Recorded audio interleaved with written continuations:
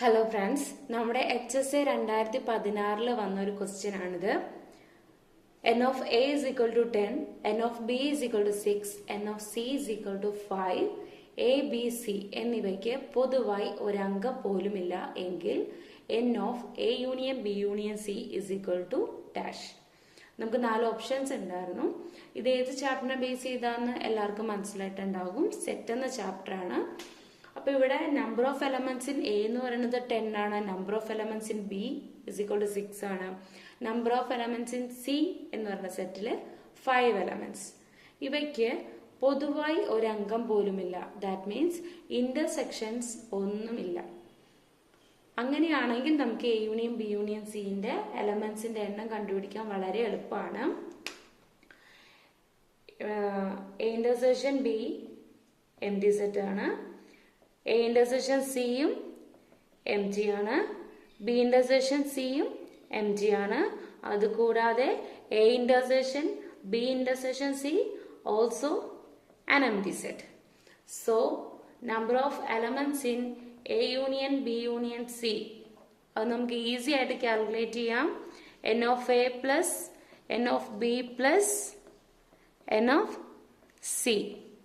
So that is 10 plus 6 plus 5 which is equal to 21. So our answer is 21. ഇതേപോലെയാണ് ഇതിന്റെ answer. In case intersections ഉണ്ടെങ്കിൽ നമുക്കറിയാം equations കുറച്ച് lengthy ആയിരിക്കും. Okay friends, ഇപ്പൊ നമ്മൾ ഡിസ്കസ് ചെയ്തത് HSA 16 നമുക്ക് വന്ന ക്വസ്റ്റ്യൻ ആണ്. അതിൽ ഇന്റർസെക്ഷൻ ഒന്നും ഉണ്ടായിരുന്നില്ല.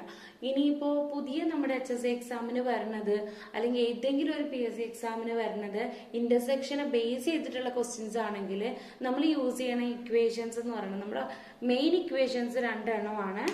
n of A union B യും n of A union B union C. ഇത് depends on 2 sets. This one depends on 3 sets.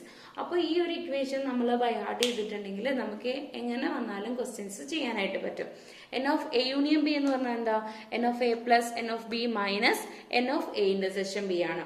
അവിടെ മൈനസ് ആണെന്നുള്ളത് ഓർത്ത് വെച്ചേക്കണം. ഇനി n of A union B if A intersection B equal to empty set ആണെങ്കിൽ നമുക്ക് just n of A plus n of B ചെയ്താൽ മതിയാവും.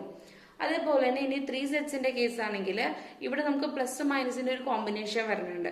ഇവിടെ n of A plus n of B plus n of C കഴിഞ്ഞിട്ട് പിന്നെ ഈ ഇന്റർസെക്ഷന്റെ കേസുകളിലെല്ലാം 2 ഇന്റർസെക്ഷന്റെ കേസുകളിലെല്ലാം ഫ്രണ്ടിൽ negative ആണ്. Minus n of A intersection B minus n of A intersection C minus n of B intersection C. Okay, then last നമ്മൾ plus ചെയ്യും n of A intersection B intersection C. കൂടി ഒന്ന് concept clear ആണെങ്കിൽ നമ്മൾ Venn diagram use ചെയ്താൽ മതിയാവും.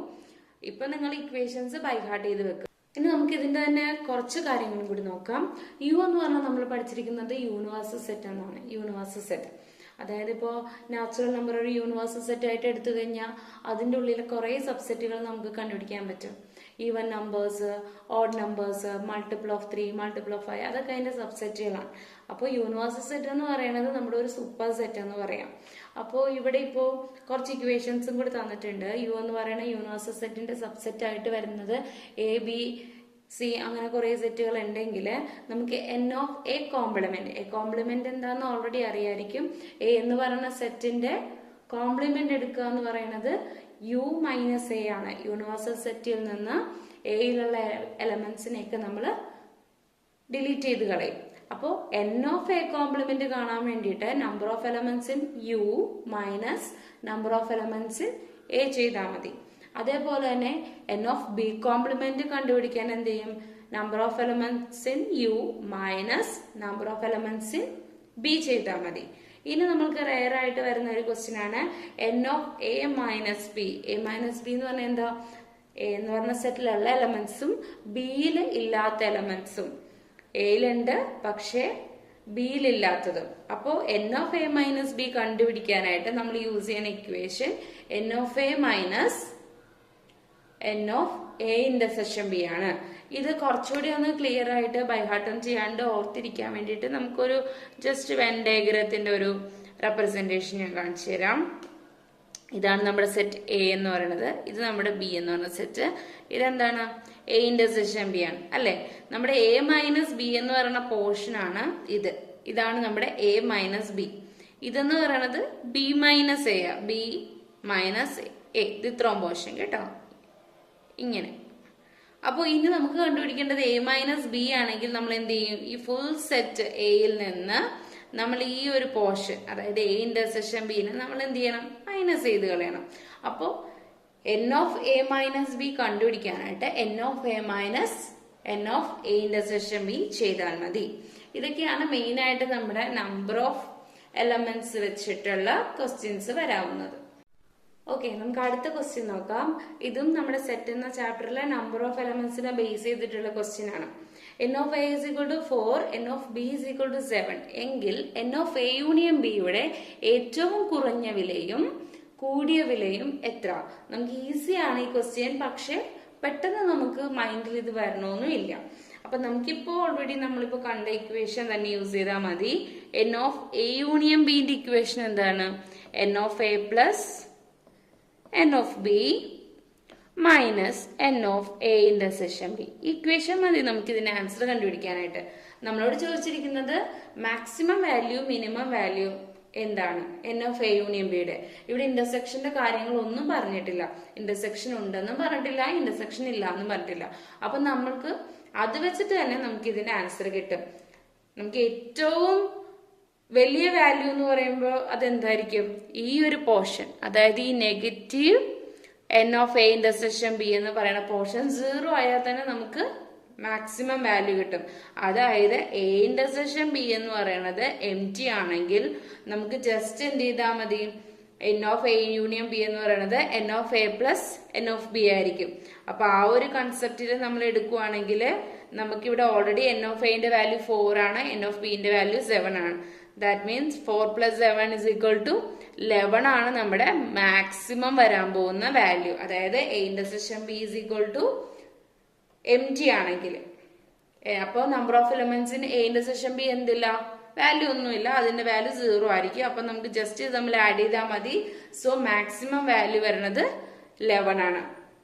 ഇനി നമുക്ക് മിനിമം വാല്യൂ കണ്ടുപിടിക്കണം. മിനിമം വാല്യൂ കണ്ടുപിടിക്കുമ്പോഴാണ് ചിലപ്പോൾ ഒന്ന് മിസ്റ്റേക്ക് വരാനുള്ള ചാൻസ് ഉണ്ട്. ഇവിടെ നമുക്ക് number of elements in A എന്ന് പറയുന്നത് 4ഉം number of elements in B എന്ന് പറയുന്നത് 7ഉം ആണ്. നമുക്കിപ്പോ എ ഇന്റർസെക്ഷൻ ബിയിലെ മാക്സിമം എത്ര എലമെന്റ്സ് വരെ വരാം? എ ഇന്റർസെക്ഷൻ ബിയില് 4 ആണ് എയിലുള്ള എലമെന്റ്സിന്റെ എണ്ണം, 7 ആണ് ബിയിലുള്ള എലമെന്റ്സിന്റെ എണ്ണം. രണ്ടും കൂടി ഇന്റർസെക്ഷൻ ചെയ്യുമ്പോൾ നമുക്ക് ഏറ്റവും കൂടുതൽ ഇന്റർസെക്ഷൻ കിട്ടാൻ ചാൻസ് 4 എലമെന്റ്സിന്റെ. അതിൽ കൂടുതൽ കിട്ടില്ല. കാരണം എന്താ, എയില് മാക്സിമം 4 ഉള്ളൂ. അപ്പൊ നിങ്ങൾ ഓർത്തിരിക്കാനുള്ള എളുപ്പത്തിന് ചിന്തിച്ചാൽ മതി, എയും ബിയും എന്നുള്ള 2 സെറ്റ് ഉണ്ടെങ്കിൽ ഏത് സെറ്റിലാണോ ചെറിയ നമ്പർ ആ നമ്പറെ മാക്സിമം നമുക്ക് എ ഇന്റർസെക്ഷൻ ബിന്റെ നമ്പർ ആയിട്ട് വരാൻ ചാൻസ് ഉള്ളൂ. So N of A intersection ബിക്ക് കിട്ടാൻ പറ്റുന്ന മാക്സിമം വാല്യൂ എന്ന് പറയുന്നത് 4 ആണ്. അങ്ങനെയാണെങ്കിൽ നമ്മുടെ N of A union B എന്ത് വരും? Number of elements in A എന്ന് പറയുന്നത് 4 പ്ലസ് എൻ ഓഫ് ബി എന്ന് പറയുന്നത് 7. ഇനി നമുക്ക് minus N of A intersection B is equal to എന്താ, 4. അത് മൈനസും കൂടി ചെയ്ത് കഴിഞ്ഞാൽ നമുക്ക് കിട്ടാവുന്ന വാല്യൂ എന്ന് പറയുന്നത് 7 ആണ്. സോ നമ്മുടെ മാക്സിമം വാല്യൂ വരുന്നത് 11ഉം മിനിമം വാല്യൂ വരുന്നത് 7ഉം. അപ്പോ 11 is the maximum value, 7 is the minimum value. Okay, ഇങ്ങനെയാണ് ഇത് കണ്ടുപിടിക്കുന്നത്.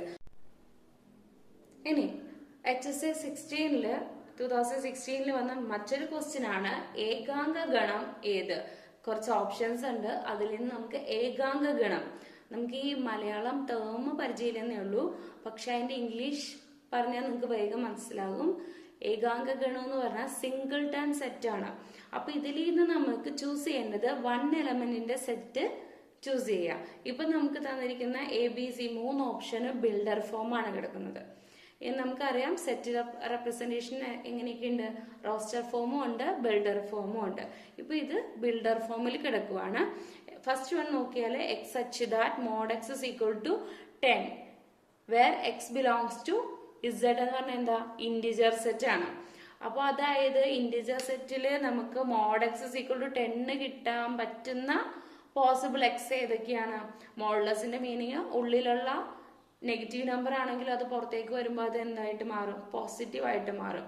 അപ്പൊ ഇവിടെ ഇന്റീജർ സെറ്റിൽ നമുക്ക് എക്സിന്റെ വാല്യൂ രണ്ടെണ്ണം ഉണ്ട്. ഏതൊക്കെയാ? -10 ഉണ്ട്, 10 ഉണ്ട്.